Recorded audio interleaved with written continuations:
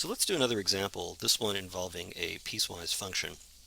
I want to use this to demonstrate how we would deal with derivatives and critical numbers in the case of a piecewise function.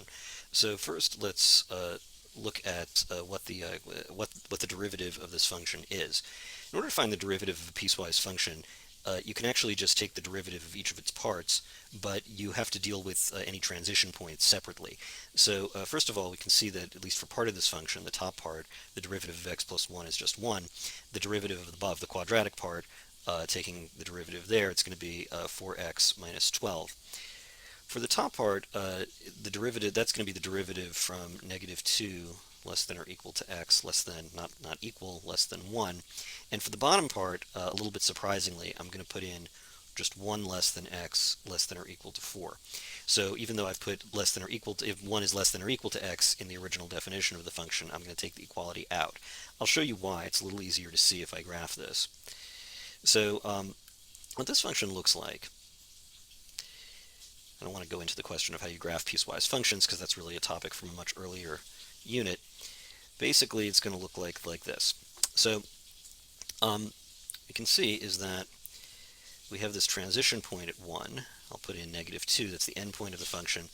And strictly speaking, actually, this doesn't come up quite that high like that. I'll put in the endpoint there. And all right, so we can see what's going on at the transition point. We can see that the slope of the function that you would conclude if you were crawling along the function depends on which side you're approaching on. If you were approaching on the left side, you would conclude that the slope was 1 like this. If you were approaching on the right side, you would conclude that there's a very steep negative slope. Negative, let's just put lots.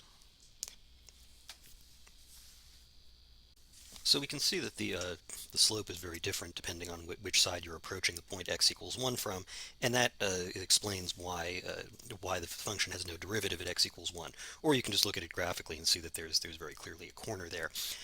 So in any event, so we now have the derivative written out correctly, which shows that it is undefined at 1. So recall that we need to use the derivative to find the critical points. We can see is that f prime of 1 does not exist. And we can also see that f prime of x equals 0 at, clearly the top part where it's just a constant of 1, there's no place where the constant 1 is 0, but for x minus 12 is equal to 0 when x equals 3. So we can put in that f prime of x is 0 at x equals 3. That gives us that x equals 1 and x equals 3 are critical numbers. So now we simply need to evaluate f at the endpoints and the critical points. So, oh, by the way, I call them critical numbers. Our textbook calls them critical points. Like I've mentioned earlier, they're the same thing. So let's use our textbook's terminology and call them points. They're critical points. So at f equals negative 2, you can see that looking at the function, at x equals negative 2, it's just going to be negative 2 plus 1, or negative 1. In fact, let's just write that in. Negative 2, negative 1 there.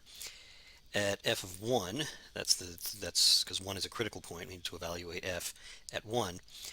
We can see is that if I plug in 1, the second definition applies, so that's going to be 2 times 1 minus 12 plus 12 is 2. Since this is a continuous function, of course, we would have gotten the same answer if we plugged it into the purple part, but as you can see, technically I've defined the purple part as applying only for x less than 1. And at f of 3, we plug that in. That's going to be the blue part, so that's going to be 2 times 3 squared, so that's 18 minus 12 times 3, 18 minus 36, plus 12.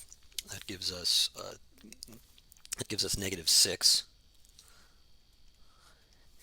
And f of 4, once again, we plug that in here, so that's going to be 2 times 16 is 32 minus 48 plus 12. That gives us negative 4. And we can see now, look for the greatest and least values, we can see that the highest value is this 2, and the lowest value is this negative 6. That's more or less what the function itself looks like here. We can see that this is going to be the point 3, negative 6, and this is going to be the point for -4, not really drawn to scale. And up here we have 1, 2. So we finally conclude that the absolute max is 2, and it occurs at x equals 1, and the absolute min is -6, and it occurs at x equals 3. So there's the answer. One subtlety that I just wanted to point out, since I did an example where the derivative doesn't exist at the transition point in a piecewise function, I just wanted to show you that that's not always going to be the case. We're not going to do min max with this function here, but I just wanted to show you what happens at x equals 1 in this function. So if I take the derivative then of this function, what I'm going to get is I'm going to get 2x on top and 2 on the bottom. So 2x is going to be the derivative for x less than 1, and 2 will be the derivative for x greater than 1. Now notice that if I actually plug the value 1 into either of these expressions, I would get 2 times 1 on the top, which is 2, and I would get 2 on the bottom, which is 2. Now notice how I've drawn this. I hope you can see the difference in color. The linear part, the 2x minus 1, is in blue, and the parabola is in green. They meet at x equals 1.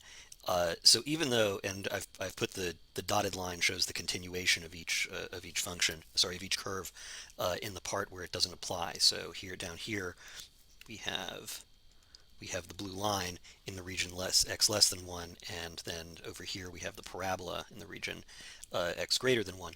So what you can see is that even though the functions would continue off in different directions, it turns out that their slope is identical at x equals 1. So here we could certainly define the derivative just by picking either one of these expressions and say that the function is differentiable at x equals 1.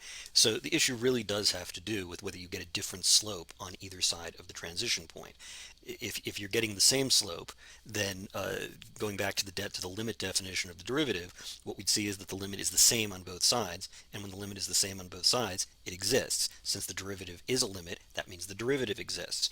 The simple way of understanding it is that if you get the same slope using when you plug in the transition point into either expression on either side of that transition point, if you get the same number, the function does have the same slope at that point, and we would say that it has a derivative.